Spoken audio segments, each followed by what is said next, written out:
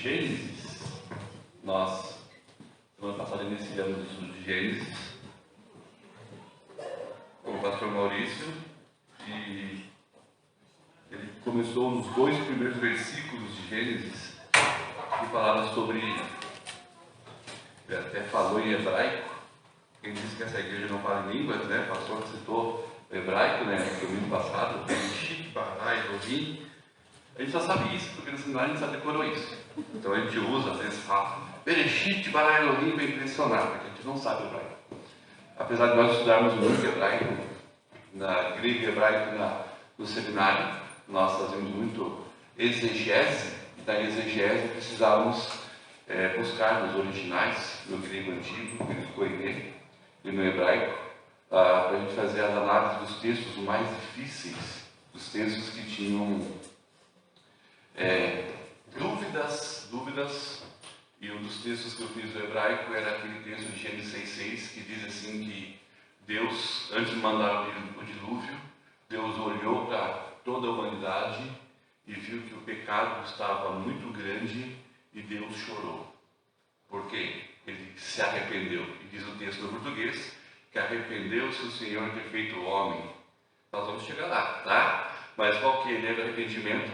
Arrependimento, na nossa visão ou na nossa língua, está associado ao erro, a um pecado ou deixar de fazer alguma coisa. E esse sentimento não pode ser o mesmo de Deus. Se Deus estava demorando para alguém lá atrás me boicotar, né? Se tivesse a questão do arrepender-se, né, que Deus tivesse a mesma característica nossa, então Deus pecou ou Deus deixou de fazer alguma coisa.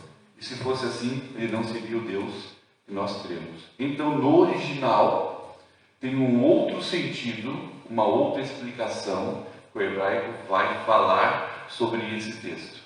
Quer saber a resposta? Acompanhe as escolas dominicais, que nós vamos chegar lá.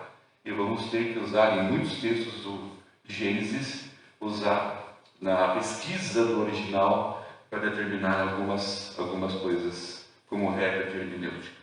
Mas na semana passada, nós começamos a estudar Gênesis 1, verso 1 e verso 2 com o pastor Maurício. E na sua narrativa, ele deixou bem claro de que o esnihilo, ou a construção de Deus do nada, né? Então existia o nada, esnihilo e tohu babou, que é a ideia de que nada existia e Deus foi formando. E Deus, nesses primeiros dias, nesses primeiros momentos, ele formou a luz, formou as trevas, era um caos, não tinha nada, não tinha nada que fez o caos, e o caos estava criado, o caos estava construído. E é do verso 13 ao verso 13, nós vemos que vai pegar esse caos que havia criado e transformar numa estrutura, uma estrutura de criação. E depois, em sequência disso, ele pega a estrutura da criação e faz os seus habitantes. Então Deus do nada cria algo. Segundo o processo, ele organiza esse caos, ele prepara a habitação de todos os habitantes. Depois, terceiro processo, parte do processo, ele vai criar o quê? Os habitantes que vão estar nos mares, nos rios, na terra e no ar. Deus, de forma organizada, de forma sistemática, de forma pensada, ele vai criando todas as coisas. E essa foi a narrativa que nós estudamos na semana passada. E hoje nós temos o relato da criação de Deus, desse segundo passo, que é a construção ou a organização da massa, vamos dizer assim, do espaço de habitação. Então Deus não só planejou, mas agora ele começa a construir, a executar o que ele planejou, e é isso que o Gênesis vai explicar para nós.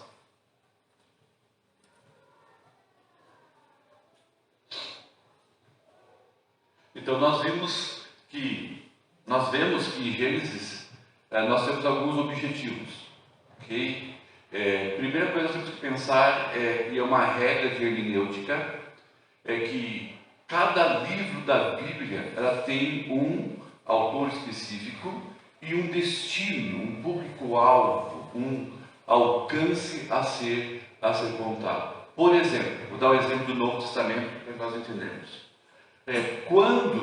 Quando nós lemos primeira carta de Paulo aos Coríntios, segunda carta de Paulo aos Coríntios, ele vai tratar especificamente com algumas questões que estavam acontecendo com os crentes ou com a igreja cristã da cidade de Corinto. E somente nesses textos, ou nessas duas cartas de Paulo, ele vai tratar de alguns assuntos que são discutidos muito até hoje. O uso do véu na igreja. A mulher sentar de um lado e sentar do outro. A mulher não cortar o cabelo. Então, muitas doutrinas que hoje ainda são discutidas, se a mulher tem que sentar do lado esquerdo, os homens do lado direito, porque não pode estar junto, se a mulher pode ou não cortar cabelo, se a mulher pode ou não usar calça jeans ou tem que usar saia, são discussões que da igreja moderna, ainda realizado com base na leitura de carta de Paulo aos Coríntios. E Paulo, de fato, ele trata sobre isso lá. Mas por quê? Tinha objetivo, tinha um motivo, tinha algo a ser tratado lá. Ele vai dar um certo cuidado com as vestimentas, com a maquiagem, com o cabelo e com o falar, com o proceder das mulheres na igreja em Corinto. Por quê?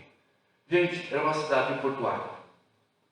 É uma cidade que muitos marinheiros e muitos navios de pescadores e comerciais se paravam ali em Corinto.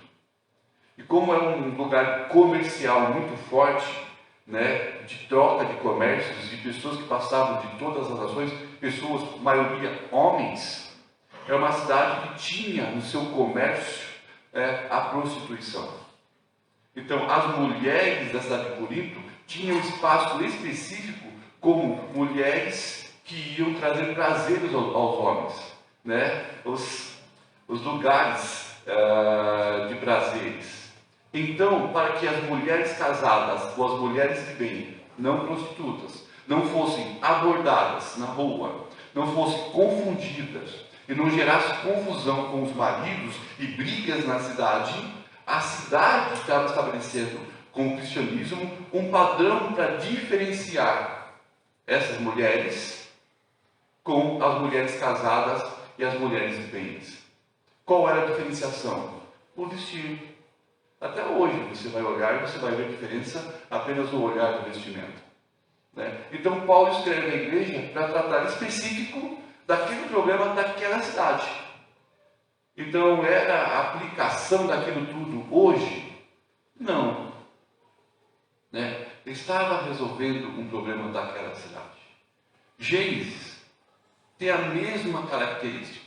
Gênesis tinha um objetivo, O objetivo de Gênesis, quando Moisés escreve, era para romper uma cultura social construída em cima do povo de Israel, um povo escravo no Egito, uma cultura, que se fosse grega seria a helenização, mas aqui era uma transformação. Aquela geração que estava no deserto, ela cresceu sendo israelita, sim, mas vivendo como egípcio. Eles estudaram nas escolas egípcias, eles aprenderam a culinária egípcia, eles falavam a língua egípcia, eles tinham os costumes sociais dos egípcios, eles tinham o conhecimento da religião egípcia. Então, a base da sua fé era: eu ouvi falar do meu Deus, mas eu presencio os cultos dos deuses do Egito. Aí Deus tira o povo do Egito e vai levar a uma terra que Deus preparou para eles. Adiantava mudar de lugar e não mudar o coração dos princípios? Adiantava mudar de lugar e não transformar o conhecimento e a prática da vida deles para ser monoteísta, para crer no único Deus? Então, nesse processo, antes de entrar na terra prometida, Deus pedagogicamente trabalha no coração deles.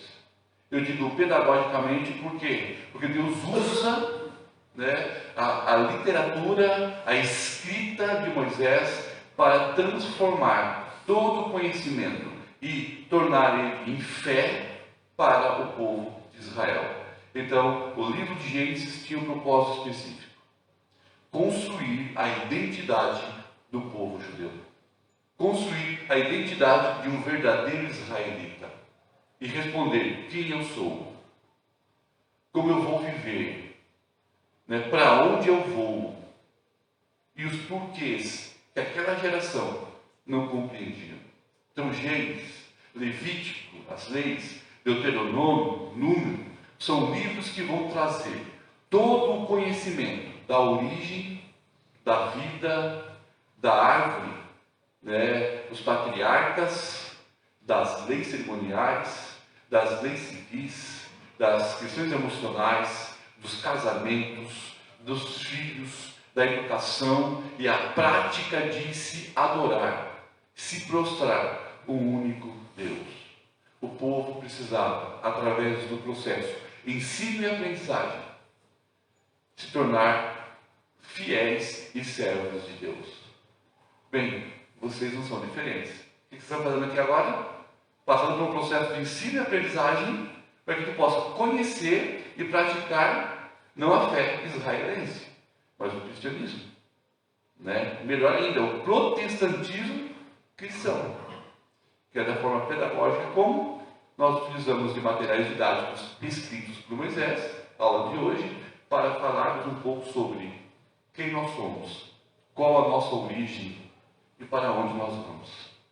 Mudou a época, mas o mesmo processo. Então, Gênesis é um livro didático, é um livro de catequese, vamos dizer assim, é a didaquê que nos ensina sobre como Deus tratou da identidade do seu povo lá na época de Israel e trazer princípios dessa explicação para nós hoje compreendermos o agir soberano e maravilhoso de Deus no meio da sua igreja. Nós pegamos as histórias e resgatamos princípios. É por isso que nós temos que estudar grego e hebraico no seminário, para poder entender quais são esses princípios do agir de Deus na história. Então, Gênesis revela quem Deus é e o seu agir. Bem, para nós entendermos antes de fazermos a leitura, eu estava preparando esse estudo, professor Ademir, estava lembrando de você. O Ademir é professor de biologia, um gênio nessas áreas de moléculas, e eu não consigo nem falar essas coisas da professora, cada um no seu quadrado, né? E conversava com ele na aula passada, ele estava empolgado, brincadeira, de ver as respostas científicas da criação.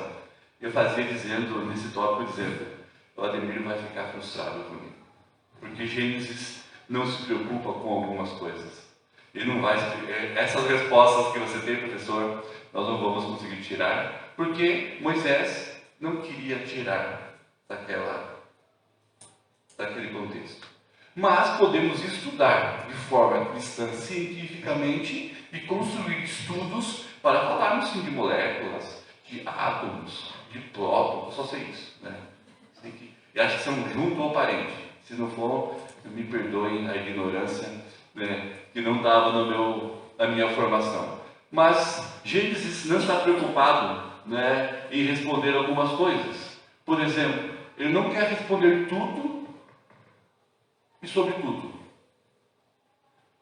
Lembre-se, Moisés não queria responder todas as perguntas possíveis do ser humano.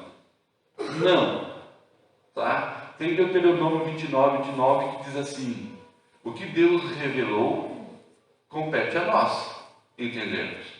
Mas o que Ele não revelou, que está apenas no seu coração, na sua mente, nós não temos resposta. Por isso que eu falo, façam que nem eu, arrume um caderninho, faça a lista de perguntas para Deus.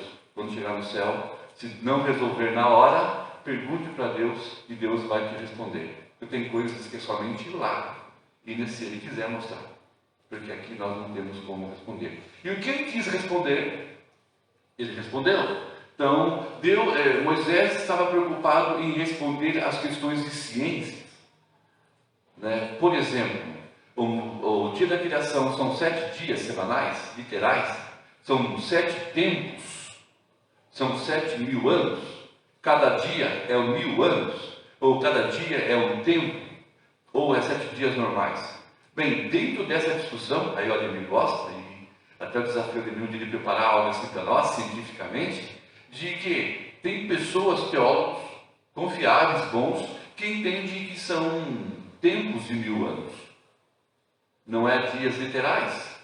Então, para tentar explicar a quantidade de anos, milhares de anos que a Terra tem, eles colocam que são tempos de milhares, milenares, que Deus foi criando. O Ademir já tem um cálculo até para isso, para explicar. Tem outros que acreditam que não. Eu, no meu caso, e no caso da linha que seguimos, nós acreditamos que eram dias literais, 7 dias da semana, se nós vamos ver o porquê disso. Apesar de ter perguntas sobre a semana literal, que nós não sabemos as respostas, convencer através do argumento, porque temos dúvidas também sobre isso. Temos que ser sinceros, porque Moisés não se preocupou em querer responder às nossas questões sobre sociedade. Uma outra pergunta, por exemplo, diz assim que no princípio Deus criou os céus e a terra está sem forma e vazia. Ponto. Depois, no verso número 2, verso número 3, né, Deus começou a construir as coisas. Deus disse: haja luz. Então, do verso 1 e 2 ao verso 3, existe uma pausa. Aí eles dizem que essa pausa é o famoso gap, ou seja, existe entre Deus criar o caos, está sem forma e vazia, e Deus para, até começar a construir a luz, levou ali milhares de anos. Houve um tempo.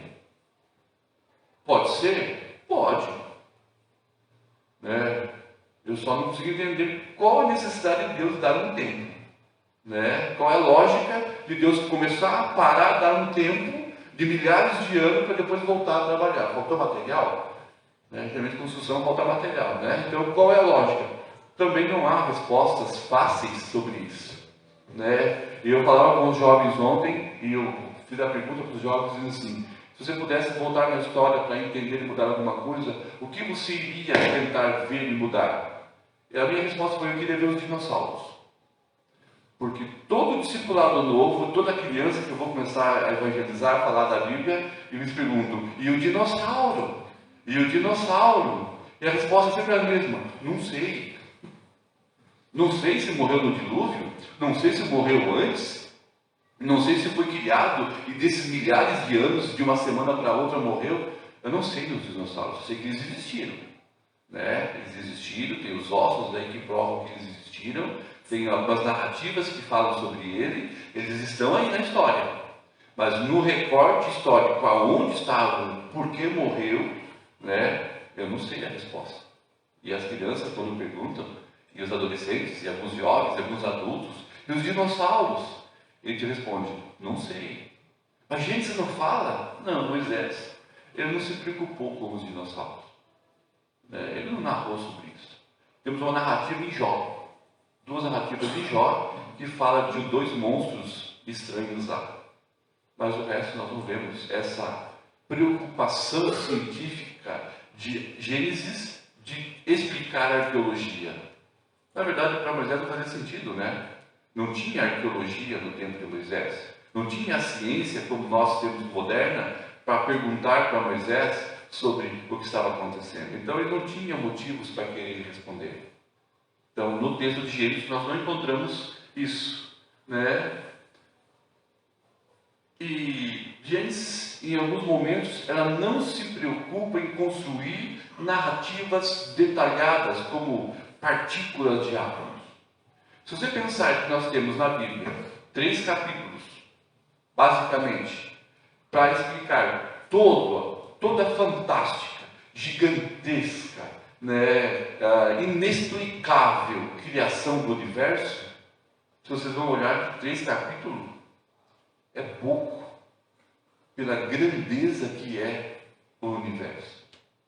Só se você for estudar sobre, agora que nós somos em pandemias, nós pegamos aquele mapa do ser humano, do corpo humano lá, tal, que tem aqueles desenhos da, fica rodando assim, da parte genética, e você faz assim que um pontinho tira, um pontinho põe, aquilo ali tem milhares, a mente humana tem milhares e milhares de coisas que a ciência não consegue, a medicina não consegue resolver. Imagina falar de toda a grandeza do cosmos e tudo que existe, coisas que nós vemos e coisas que nós nem vemos e consegue ser estudada. Então, 3 capítulos de Gênesis é muito pouco se fosse tratar de toda a explicação desse algo fantástico que é o ser humano ou que é a criação. Então, lógico, ele não estava querendo dar detalhes científicos ou explicações específicas sobre Gênesis. Até porque Moisés queria que o povo entendesse o que ele estava falando. Né? Então, se ele fosse falar, talvez cientificamente, a turminha lá, que estava puxando, né, as suas casas às costas no deserto, não iria compreender. Eu fiz uma brincadeira assim, quando eu fui dar na faculdade de aula de filosofia, e eu cheguei no primeiro dia de aula, e trouxe aqui, comecei uma construção de umas frases sobre transcendência imanente e tal, os alunos ficaram olhando para o outro. Eu disse, vocês estão entendendo? Ninguém, não, nem eu, né? Então vamos simplificar a linguagem aqui, para que todos consigam entender o conteúdo da aula. Exatamente isso, né? Ele simplificou a sua linguagem para que o povo entendesse a identidade desse povo. Que o povo conhecesse Deus através do escrito dele. Por isso que ele não estava preocupado em dar grandes narrativas com palavras difíceis. Não. Ele foi na sua simplicidade. Porque o objetivo era educar, não complicar. Nós complicamos quando vamos ensinar. Bem, mas tudo que se propôs revelar, ele revelou. Então, tudo que ele propôs em mostrar para o povo, da sua maneira simples, ele mostrou para o povo. E o povo de Israel compreendeu os princípios da sua identidade, quem eles eram, da onde eles vieram, o porquê que eles iriam entrar na terra prometida. E como eles iam se comportar como nação perante sociedade e perante o seu Deus. Esse era o objetivo principal e isso foi revelado. Bem, mas vamos lá. Vamos ler agora Gênesis capítulo 1, verso 3 ao verso 13 hoje. Vamos só ficar nos 3 primeiros dias, que tem a ver com preparar a massa, organizar o caos, preparar o lugar para a morada dos seus habitantes. Aí do 4º dia em diante, Deus vai organizar ou criar os habitantes para esse lugar que é a terra. Diz assim o verso 13: Disse Deus, haja luz, e houve luz. E viu Deus que a luz era boa, e fez separação entre a luz e as trevas. Chamou Deus a luz dia, e as trevas noite. Houve tarde e manhã o primeiro dia. E disse Deus, haja firmamento no meio das águas, e separação entre águas e águas. Fez, pois, Deus o firmamento, e separação entre as águas debaixo do firmamento, e as águas sobre o firmamento, e assim se fez. E chamou Deus o firmamento céus. Houve tarde e manhã, o segundo dia. Disse também Deus, ajunte-se as águas debaixo dos céus, num só lugar, e apareça a porção seca, e assim se fez. A porção seca chamou Deus terra, e aos ajuntamentos das águas, mares. E viu Deus que isso era bom. E disse, produz a terra ervas que deem sementes, segundo a sua espécie, cuja semente esteja nele, sobre a terra. E assim se fez. A terra, pois, produziu relva e ervas que davam sementes, segundo a sua espécie, e árvores que davam frutos, cuja semente estava nele, conforme a sua espécie. E viu Deus que isso era bom. Houve tarde e manhã, o terceiro dia. Tá bom até aqui. Então, se no primeiro processo Deus do nada organizou o caos, no segundo processo, do verso 1 ao verso 13, Deus começa a preparar o céu, a terra os mares, os rios, como massa base para a sua criação. Então ele organiza, ele cria. E depois do quarto dia ele começa a colocar para morar as aves, os peixes, né, os homens, nesse lugar que ele criou. Então tem um processo nessa criação. Mas, nesse texto, Moisés, primeiramente, quando ele vai escrever, e antes de a gente falar sobre o versículo específico, nós temos que entender 4 coisas importantes. Que não é só para o início, para todo o Gênesis. Primeiro, Moisés, quando escreve, ele escreveu um livro histórico e não mitológico.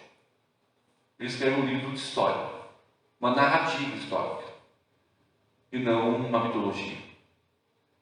Tá? Isso é importante quando nós começamos a questionar: será que era um mito? Será que era verdade? Será que era lenda? Será que existiu mesmo? Não, Moisés escreve como narrativa histórica. Nós vamos ver o porquê. Né? Ele relata em forma de fatos. A narrativa de Gênesis são fatos acontecidos para o povo de Israel. O povo que aprendeu como fato acontecido. O judeu, quando conta a sua história, ele conta os relatos de Gênesis como de fato aconteceu. Não é uma possibilidade de lendas e mitos. Até pela ausência de alguns detalhes, revelam como história.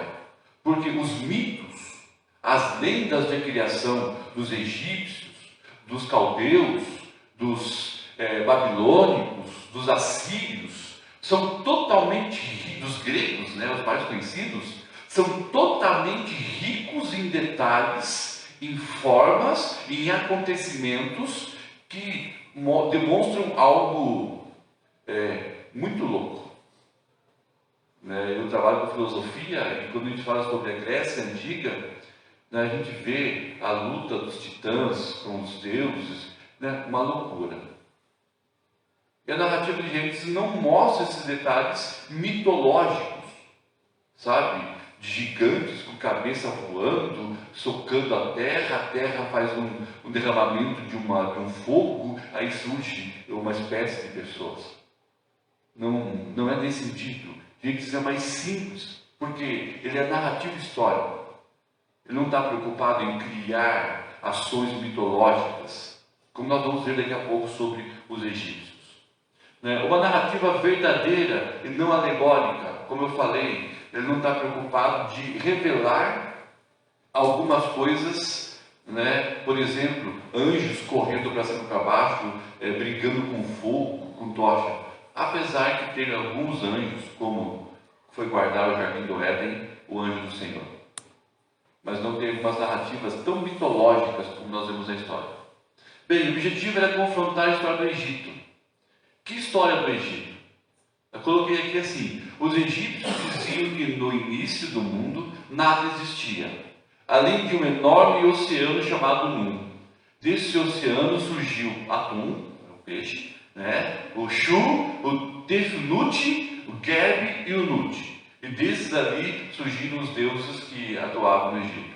Bem, a narrativa que Moisés e aquele povo aprendeu no Egito era de que nada existia e que só existia água. Por isso que o Nilo era um deus, e o rio Nilo era, além de ser a fonte de água e de irrigar a terra, ele era a representação da maior divindade. Então esse rio, os oceanos, ele explodiu, aconteceu alguma coisa, foi surgindo a terra, o ar, foi surgindo outras divindades, e no casamento dessas divindades começam a surgir as pessoas. E essas divindades atuavam junto com as pessoas numa relação presencial. Então os deuses e as pessoas tinham filhos e surgiam os semideuses. Tudo isso tem na mitologia grega, na mitologia babilônica, da criação. E 90% das narrativas mitológicas de criação do mundo, Eles falam que alguma coisa aconteceu na natureza e a natureza gerou essas coisas. No caso dos egípcios, a água é o fator principal da criação de toda a humanidade. Veio da água. Outras culturas veio da terra, veio do ar. Aí hoje as nossas crianças e adolescentes assistem alguns desenhinhos e filmes chamado Avatar. Eu assisti também, não sou criança, mas assisti. Chamado Avatar. Avatar é uma criança que surge num meio mística e ela tem o poder de manipular e controlar os elementos. A água, o fogo, a terra, o ar. E esses poderes, ela é a grande libertadora das guerras antigas. Da onde surgem esses desenhos que os nossos filhos, os nossos netos aprendem? E esses dias eu vi uma criança brincando de Avatar. Ela desenhou um negócio na testa, um símbolo, e ficava assim. Eu fiquei olhando assim, o que é aquilo?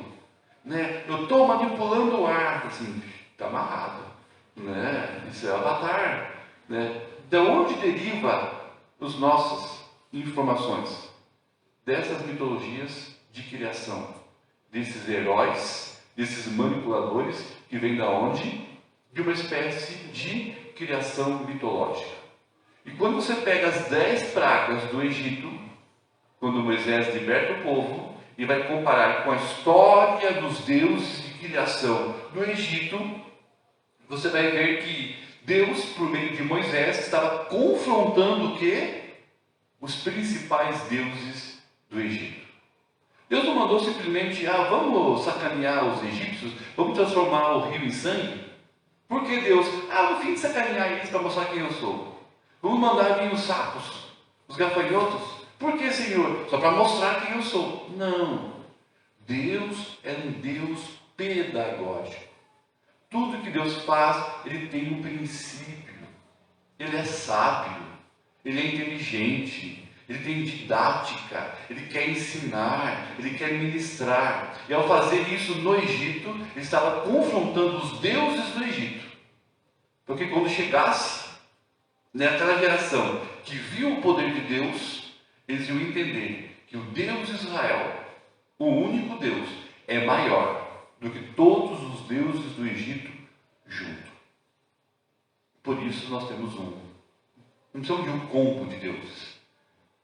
Nós temos um que vale por todos. E aquelas 10 pragas estavam confrontando esses deuses criadores da água, da natureza, do rio, que gera a vida. Ele estava confrontando e mostrando que o Deus de Israel é maior. Então, na narrativa, Moisés ele vai narrar a história da criação, como nós temos, para confrontar, ou seja, para desconstruir o que o povo tinha construído no Egito e reconstruir algo novo. Então era, pedagogicamente, o povo iria deixar de lado os seus conhecimentos sobre as divindades do Egito para descobrir e conhecer o Deus Todo-Poderoso. Quando você passa por um processo de evangelização e discipulado, eu vejo aqui algumas pessoas que fazem estudo comigo, o que nós fazemos? E quem é discipulador, o que nós fazemos quando damos estudos? Nós desconstruímos conhecimentos errados e apresentamos novos conhecimentos. Em alguns casos, nós nem desconstruímos, porque não há um conhecimento. Nós apresentamos um conhecimento novo. É o mesmo processo de desconstruir no Egito para construir algo novo. E esse processo é a vida toda. Tá? O dia que você disse sim para Jesus, e teve gente que nasceu na igreja, teve gente que falou sim para Jesus aos 20 anos, 30 anos, 40 anos, 50 anos, e vai ter que precisar de mais tempo para desconstruir tudo aquilo mitológico ou de equívocos que foram sobre o nosso Deus e nossa fé. E construir de forma pedagógica, pelo estudo da palavra, o que quem é o nosso Deus. Paulo diz, eu sei em quem eu tenho crido. Foi Paulo ou Jó? Alguém na Bíblia disse, eu sei em quem eu tenho crido. Né? Por quê? Experiência com o nosso Deus. Então, primeira coisa que temos que entender, que a narrativa da criação era fato histórico. Para quê? Para desconstruir a mitologia que acontecia na mente do povo sobre os deuses do Egito.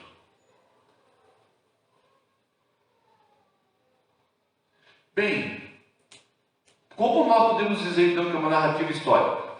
Vejam bem, Salmos, o salmista judeu, israelita, séculos depois, ele vai escrever, mediante a palavra do Senhor foram feitos os céus e os corpos celestes, pelo sopro de sua boca. Então os judeus, os israelitas, observavam toda a sua história e contavam isso como uma narrativa histórica. O salmista vai contar que os céus, foram criados pelo próprio Deus. Neemias, livro histórico da Bíblia, livro da reconstrução dos muros, e dos templos da cidade de Jerusalém, após o cativeiro da Babilônia, séculos de história depois de Moisés, dizia, só tu és, Senhor, fizeste os céus e o mais altos céus, e tudo que nele há, a terra e tudo que nele existe, os mares e tudo que neles existe. Tu deste vida a todos os seres, e os exércitos dos céus te adoram. Ele citando a narrativa da criação de Gênesis como algo histórico. Ele via uma explicação, uma exaltação do Deus agindo na história, criando todas as coisas. Isaías, o profeta, que profetizou durante o cativeiro babilônico e após a Babilônia, ele vai dizer assim, é o que diz Deus, o Senhor, aquele que criou o céu e estendeu, que espalhou a terra e tudo que dela procede, que dá fôlego aos seus moradores e vida aos que andam nele. Isaías, no seu livro histórico profético, narrando, contando a criação como algo histórico e não mitológico. Vamos lá, Novo Testamento, apóstolo Pedro, vai dizer assim, mas ele deliberadamente se esquece de que há muito tempo, pela palavra de Deus, existiu o céu e terra. Está formada a água e pela água. Pedro, no Novo Testamento, está usando na sua explicação a narrativa da criação de Deus, do que existe pela palavra de Deus. Pela palavra de Deus, o mundo foi criado, e para ele não era um mito, era um fato histórico acontecendo. Apóstolo Paulo, no 2 Coríntios, que foi a carta que eu falei do início, que tinha algo específico, de diferente para a época, diz Paulo assim, pois Deus que disse, das trevas resplandeça a luz, Ele mesmo brilhou em nossos corações, para a iluminação do conhecimento da glória de Deus na face de Cristo. Paulo, ao falar aos crentes de Corinto sobre a salvação, ele faz uma comparação com a criação, coisa que eu quero fazer no final. Paulo está dizendo, do mesmo modo que Deus usou sua palavra para, do caos, fazer a luz e organizar as coisas, hoje Deus, pela sua palavra, Ele fala ao nosso coração, tirando o caos e as trevas e tornando luz. Então, no seu argumento de evangelização, ou na sua ilustração de evangelismo, ele usa a criação, dizendo, Deus age. E como pela palavra Ele organizou e criou, hoje pela sua palavra Ele transforma o coração das pessoas, que é um caos, em algo iluminado pelo Senhor. Ele usa a mesma expressão pela palavra. Então, se para Paulo, Deus, isso é um fato, Deus muda o seu coração, porque é um fato que Deus mudou historicamente o caos e fez a criação. Se ele estivesse dando um mito, então a salvação seria mais um mito, uma invenção do cristianismo, né? Algo não confiável. Então esses textos, e tem muitos outros, que falam de que Moisés narrou historicamente e que toda a Bíblia valida e afirma fato histórico acontecido e não uma invenção. Sabe por quê? Porque hoje alguns crentes modernos eles dizem que Gênesis é um livro de mitos. Moisés não tinha o que escrever, ele inventou algumas histórias com base no conhecimento de outros povos, porque Moisés era príncipe, era estudado em toda a ciência do Egito. Ele criou os mitos comparando com o Egito para trazer uma identidade ao povo de Israel. Então ele mentiu. Então toda a nossa fé, e a fé do povo judeu, era criada em cima de algo inventado. Se isso for verdade, vamos fechar a porta e vamos embora. Então não pode ser um mito.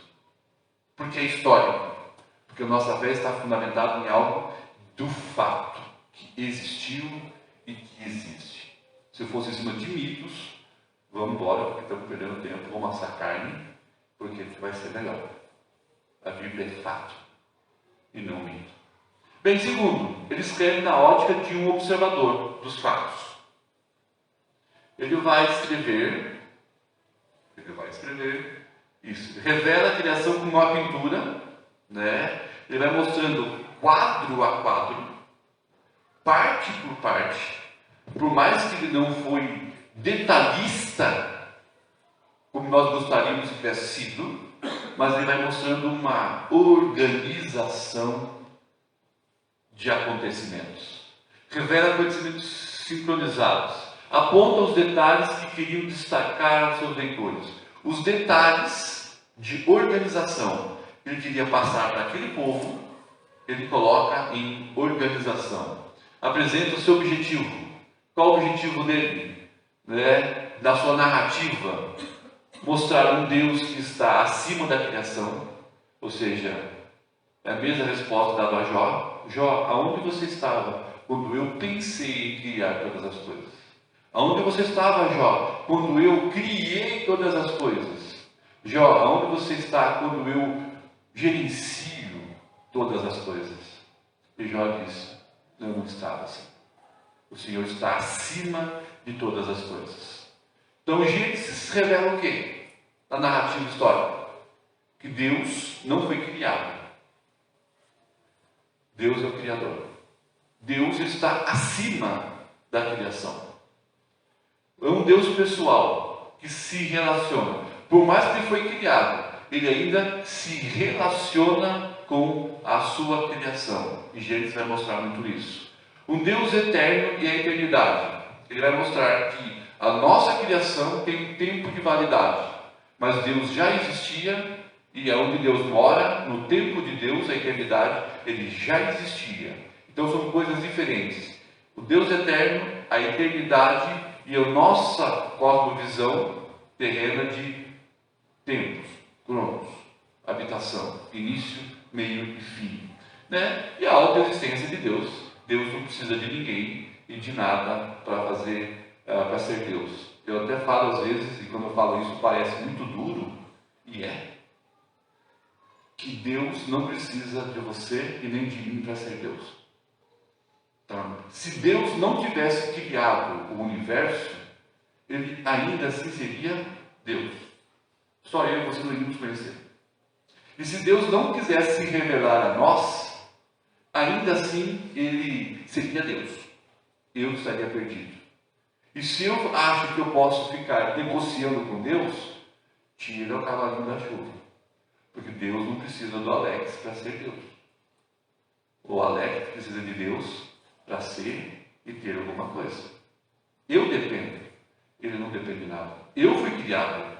Ele não foi criado. Ele é Deus. Por isso que nós já falamos aqui algumas vezes a diferença de adoração e de gratidão. Adoração, reconhecer quem Deus é. Ele é Deus. Gratidão, eu louvo pelo que Ele já me deu ou deixou de me dar. Eu sou grato pela libertação e os presentes. Assim, se Deus não me der nada, ainda assim eu vou louvar, porque Ele é Deus. Ele, para ser Deus, Ele não tem que te abençoar. E se Ele te abençoar, fique faceiro, porque você foi presenteado com presentes celestiais. Porque Ele é Deus, não porque Ele te abençoa, ou porque Ele fala com você. Simplesmente Ele é Deus, porque Ele é Deus. Ponto. Certo? Terceiro, Moisés escreve primeiramente aos israelitas. Ok? Ele escreve o seu anunciado, o seu objetivo, a sua intenção primeira é falar com aqueles irmãos da fé do passado, os judeus. Então, a Bíblia, nós temos que pensar nisso. Irmãos, todos os textos bíblicos tinham um destino primeiro. Eram os irmãos do Antigo Testamento, eram os irmãos do Novo Testamento. Então, todos os textos tinham um alvo, um objetivo específico: ensinar aqueles irmãos, aquele povo, naquele contexto. Hoje a igreja se utiliza dos princípios norteadores de fé, os pilares da fé, para trazermos como bálsamo e ensino para a igreja de hoje. Então eles tinham um propósito. Os israelitas, a bandeira moderna, né? Mas tudo bem, só achei essa. Qual é a ideia? Desconstruir uma cultura e religião no Egito. Nós já falamos. Eles queriam, naquela época, tirar a construção e fazer algo novo. Segundo, construir novos pilares. Quem sou? Para onde vou? Quem sou eu? Quem é Deus? Como funciona Deus? Algumas perguntas até hoje são feitas nesse sentido.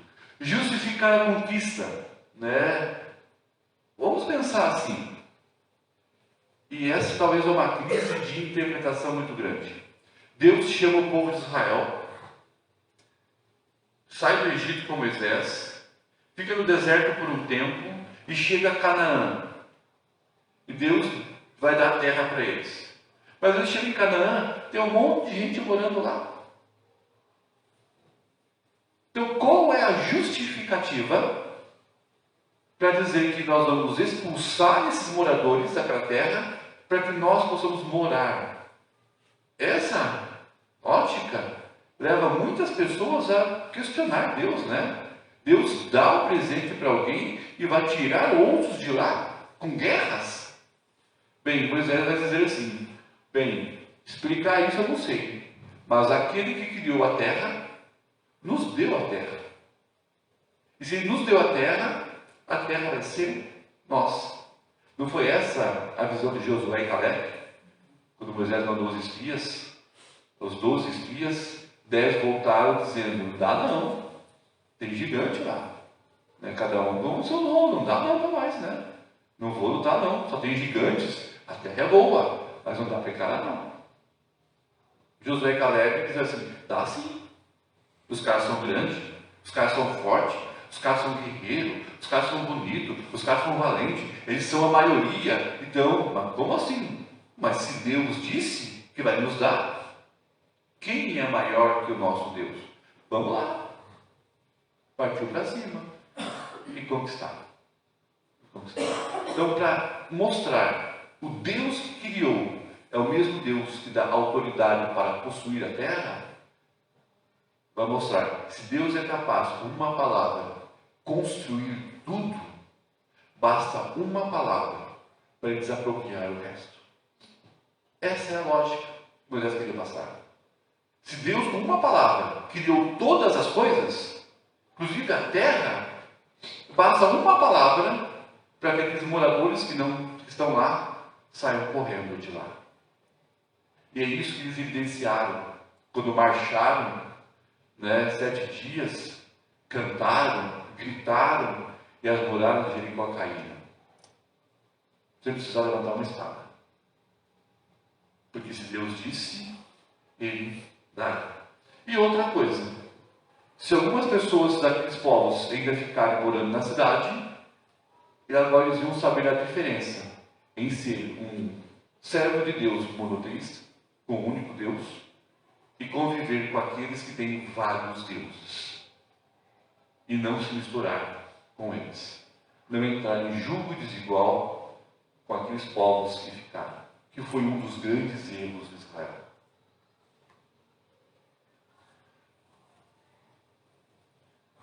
Então, antes de mais nada, Pedro está dizendo, antes de mais nada, saibam que nenhuma profecia da Escritura provém de interpretação pessoal, pois jamais a profecia teve origem da vontade humana, mas homens falaram da parte de Deus, impelidos pelo Espírito Santo, segundo a Pedro. Timóteo vai dizer assim, toda a Escritura é inspirada por Deus e útil para o ensino, para a repreensão, para a correção e para a instrução da justiça.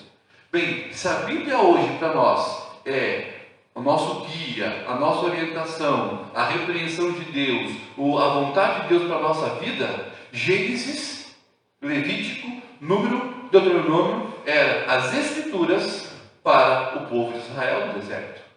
E aquelas Escrituras eram inspiradas por Deus para corrigir, ensinar, educar, transformar, aquele povo num povo temente a Deus. Como a Bíblia é para nós hoje, essa era a intenção de Moisés escrever para aqueles. Uma narrativa, um fato de orientação pedagógica. Moisés escreve para ser entendido. Aí entra o quê? Linguagem simples, mas não simplista. Ele usa argumentos simples, uma linguagem simples, mas não pobre, não medíocre. Ele transformou uma narrativa fácil de se entender, mas narrativa rica de informação sobre Deus e o seu agir. Talvez não detalhada, mas rica, tão rica, que nós precisamos de originais e discussões científicas, e hoje a ciência nos ajuda a compreender toda essa grandeza.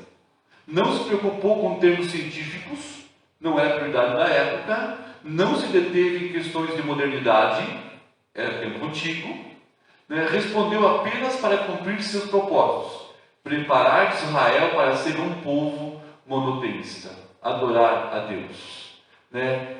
E com isso ele explicou de forma do paralelismo, que é os versículos que nós lemos. Gênesis 1:1, cria Deus o céu e a terra. Estava sem forma e vazia. Cria o caos. E depois do verso 3, ele vai construir e preparar a terra para os seus habitantes. Olha o desenho. Primeiro dia, criou luz e trevas. Segundo dia, criou o mar e o céu. Terceiro dia, criou a terra seca. Ponto. É até onde nós lemos. Então, aqui no processo, no primeiro processo, primeira parte do processo, Deus do nada faz existir. Segunda parte do processo, primeiro, segundo e terceiro dia, Deus cria os lugares de habitação. Luz, trevas, mar e céu, terra seca.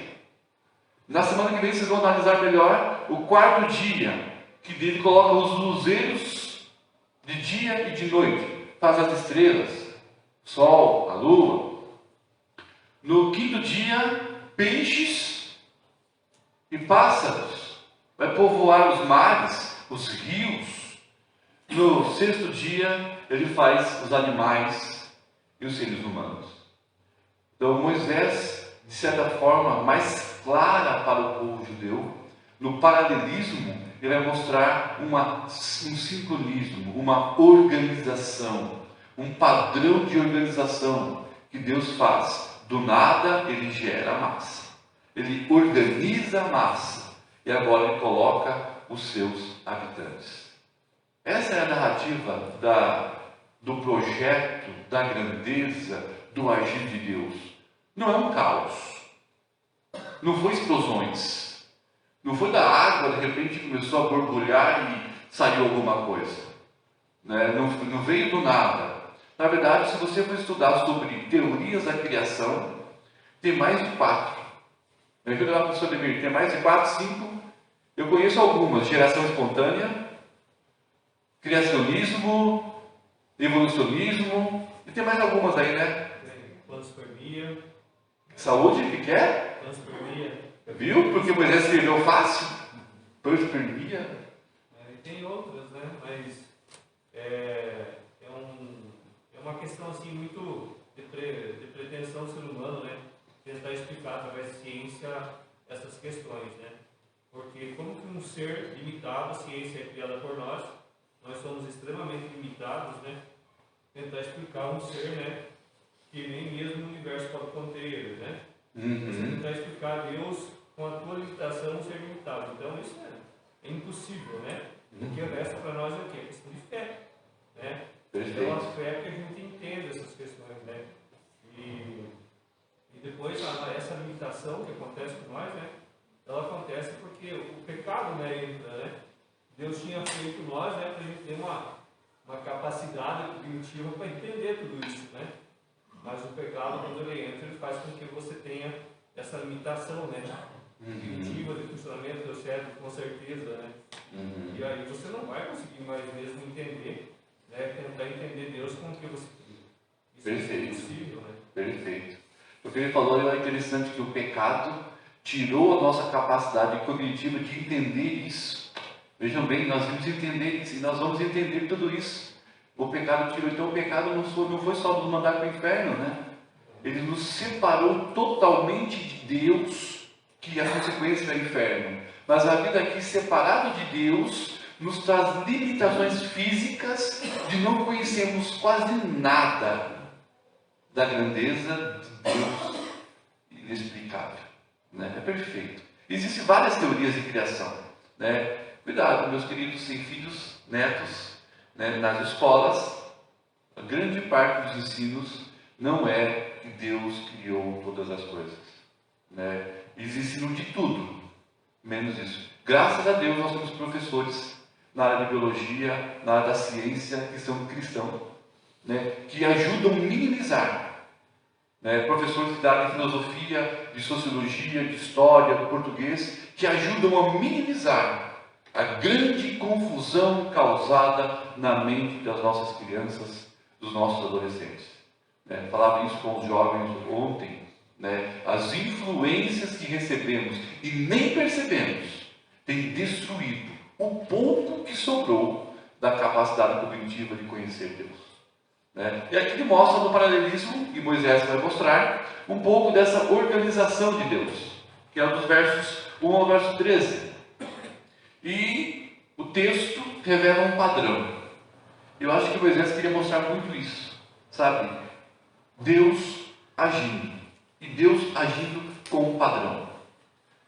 Deus dá uma ordem, um exemplo, né? Haja luz, houve luz. Deus dá uma ordem. Depois da ordem, vemos o ato de execução. Deus disse: haja luz, e aconteceu. Houve luz.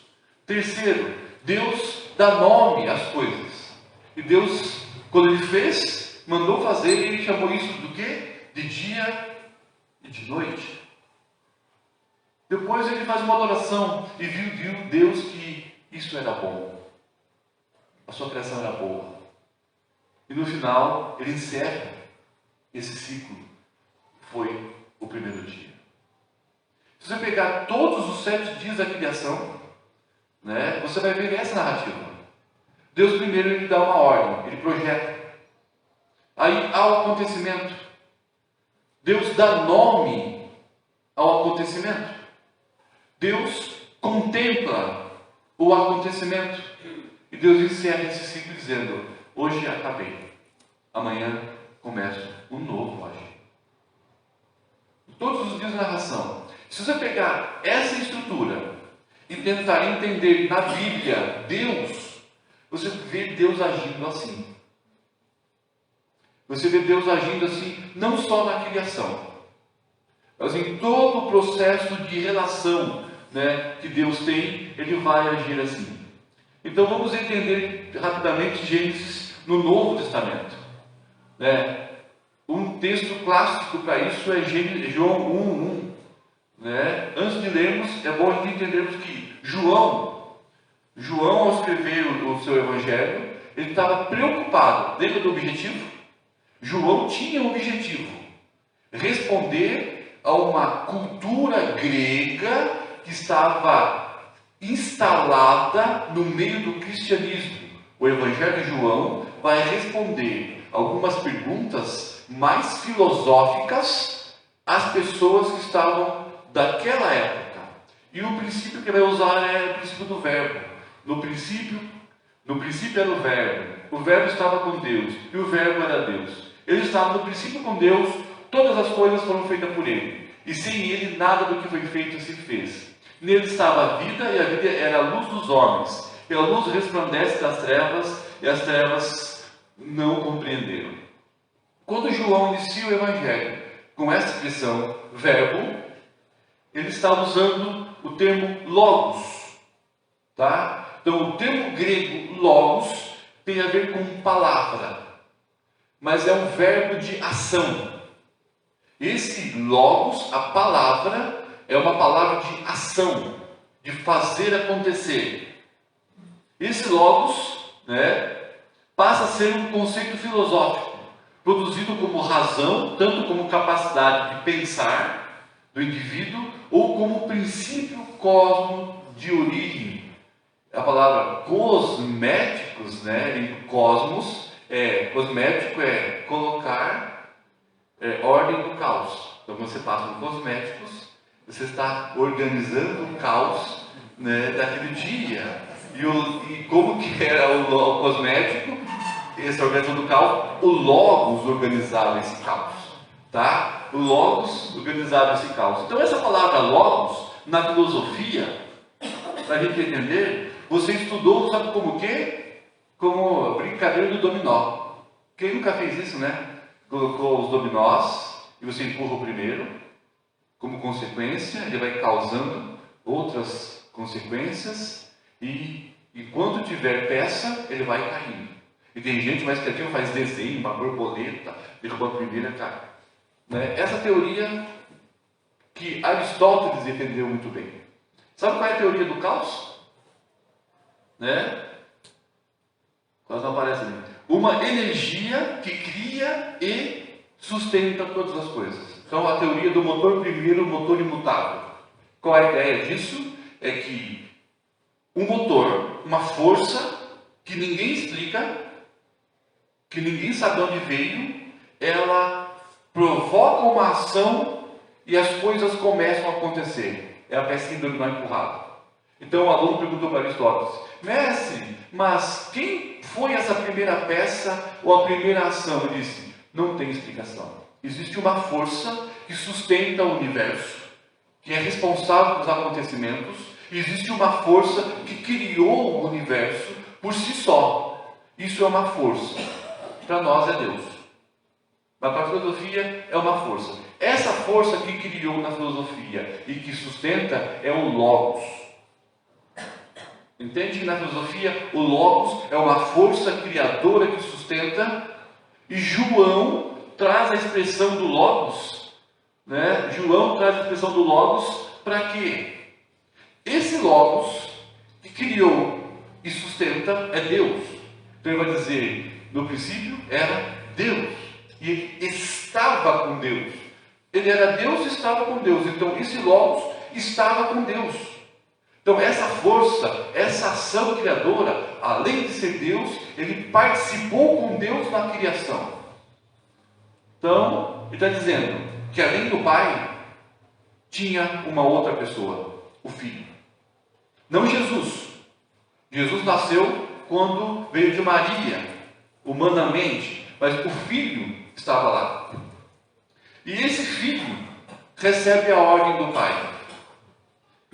Então, quando Deus disse, haja luz, na nossa mente, nós ensinamos isso, nós podemos levar para as crianças assim. Deus estava no trono, Deus disse, aconteça a luz, e pô, veio a luz. Aconteça as estrelas, pô. A narrativa, no original, mais próxima, é Deus estava no seu trono e disse para o Filho, agora vai acontecer a luz. O Filho foi lá e executou a luz. Cadê o Espírito Santo? Ele pairava sobre a face do abismo. Então o Pai planejou, o Filho executou. O Espírito Santo preparava. Isso o Novo Testamento nos ensina. Então, para João, o Logos é o Filho na execução. Então, vamos entender assim, que Deus disse para o Filho, faça. E o Filho foi lá e fez. E o pai olhou para o filho e disse, isso é muito bom. Vamos chamar de dia e noite. Na ação da criação, a Trindade atua. Então, o que Moisés estava querendo dizer? Que Deus planejou todas as coisas. O Filho, por Ele, por meio dele e para Ele, foram todas as coisas. O Filho criou todas as coisas. E o Espírito Santo sustenta soberanamente todas as coisas. A Trindade agindo. Na redenção, até voltando ao que Paulo escreve aos Coríntios, que a luz da palavra ilumine nosso coração, na sua salvação também a Trindade trabalha. Deus te escolheu. Deus resolveu te amar. Deus te escolheu. O Filho é o Logos. Ele executou o projeto de Deus na cruz, que é morrer. E o Espírito Santo prepara o teu coração para que você o receba e tenha uma vida com Ele. Vou repetir. Na criação, o Pai planejou, o Filho, que é o Logos, executou, e o Espírito preparava todas as coisas. Na sua salvação, Deus resolveu te amar e Deus te amou. Deus te escolheu. O Filho é o Logos, executou na cruz o ato da redenção. E o Espírito Santo, ele prepara, trabalha no seu coração para que você tenha uma vida com Deus. Então, toda a Escritura, a Trindade age, é o agir de Deus. Então, nas narrativas primeiras, o que Moisés queria ensinar sobre a preparação para os habitantes é dizer que a Trindade já estava agindo. E que essa Trindade, o Elohim, é o único Deus. Como explicar isso? É outra aula em teologia sistemática, 3 em 1, é uma outra conversa. Mas Moisés queria preparar o povo dizendo, nós temos um grande Deus. Apesar de não entender, Ele é grande. Ele criou de forma organizada todas as coisas. E Deus trabalha na sua vida de forma organizada. Deus não é pego de surpresa. Deus não demora. O povo diz assim, demora, mas não falha. Não, Deus não demora. Ele não falha.